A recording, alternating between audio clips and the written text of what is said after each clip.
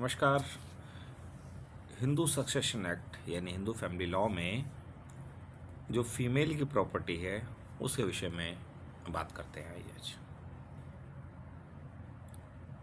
Hindu succession act आने से पहले 1956 के हिंदू सक्सेशन एक्ट के आने से पहले औरतों को इतनी ऑनरशिप नहीं था, इंडिपेंडेंट ऑनरशिप नहीं था। बाद में 9 सितंबर 2005 को इनके राइट्स में इन्हेंसमेंट हुई। सेक्शन 14, सेक्शन 15, सेक्शन 16, सेक्शन 6 इन सब के जरिए हुई। आइए एक एक कर इनको देखते हैं। पहले कहा गया, सेक्शन 14 की बात करते हैं। इम्पॉर्टेंट सेक्शन 14 ही है। A Hindu female becomes the absolute owner of the property. Hindu महिला अपने जो भी उसकी प्रॉपर्टी है, मूवेबल है चाहे इमूवेबल है, जो उसके पास है उसके पास उसको फुल राइट और हेरिटेबल है, दे भी सकती है। वो एब्सोल्यूट ऑनर है, चाहे वो प्रॉपर्टी इस एक्ट के आने से पहले थी या नहीं थी। चाहे ये प्रॉपर्टी उसको इनहेरिटेंस मिली हो, किसी से मिली हो, पार्टीशन पे मिली हो, गिफ्ट में मिली हो, परचेज में हो, विल में हो, मेंटेनेंस के रूप में हो, स्त्री धन के रूप में हो, तो भी उसकी अपनी एब्सोल्यूट ऑनर है। हिंदू वुमेन अगर उस फादर से इनहेरिट, हिंदू वुमेन ने अगर फादर से इनहेरिट किया, she becomes its absolute owner, not just a life holder. Life holder नहीं है, उसके जीते जीते नहीं, उसके अपनी प्रॉपर्टी को दे भी सकती है। उस प्रॉपर्टी का अपना यूटिलाइजेशन अच्छे तरीके से कर सकती है, जिसको देना चाहे उसको दे सकती है।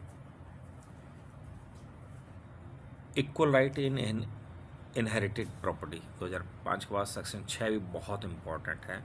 इवन जुडिशरी का क्वेश्चन हो, इंटरव्यू का क्वेश्चन हो फैमिली लॉ से रिलेटेड, वो सेक्शन 6 पूछा ही जाता है। इसमें ये कहा गया था कि बेटियों को भी कोपार्शनरी के जो राइट हैं जैसे बेटों को मिलते हैं वैसे ही मिलेंगे बर्थ से। इसका मतलब ये है कि फीमेल जो है पार्टीशन मांग सकती है, फैमिली की मैनेजर हो सकती है, और her share passes to her legal heir on her death, और उसकी मृत्यु के बाद उसके जो लीगल ईयर हैं उनको मिल सकती है। ये नहीं होगा कि फादर से मिली तो फादर को चली जाएगी, बात की बात है। अब देखते हैं उनको क्या क्या है। हिंदू वुमेन प्रॉपर्टी को इनहेरिट कर सकती है फादर से, मदर से, हस्बैंड से, सन से, डॉटर से, एनी वन। और क्लास 1 की आयर है, वो इक्वल शेयर है। फादर की अगर जो मृत्यु है तो बेटी को भी वही शेयर मिलेगा जो बेटे को मिल रहा है। उसके पास अपनी प्रॉपर्टी को डिस्पोज ऑफ का पूरा राइट है, विल के जरिए, गिफ्ट के जरिए, विल सेल के जरिए, मॉर्गेज के जरिए, किसी भी तरीके से पूरा राइट है। यानी उसके राइट्स को कोई रोक नहीं सकता। स्त्री धन है वो भी उसका अपना है, सेल्फ एक्वार्ड है, चाहे उसने अपनी नौकरी से किया, बिजनेस से किया, वो भी उसका है। चाहे मैरिज में मिला हो, मैरिज के बाद उसको स्त्री धन मिला, वो भी उसका अपना है। ये फैमिली हस्बैंड की फैमिली में नहीं जाएगी जब, है ना, ये सक्सेशन के तहत जाएगी।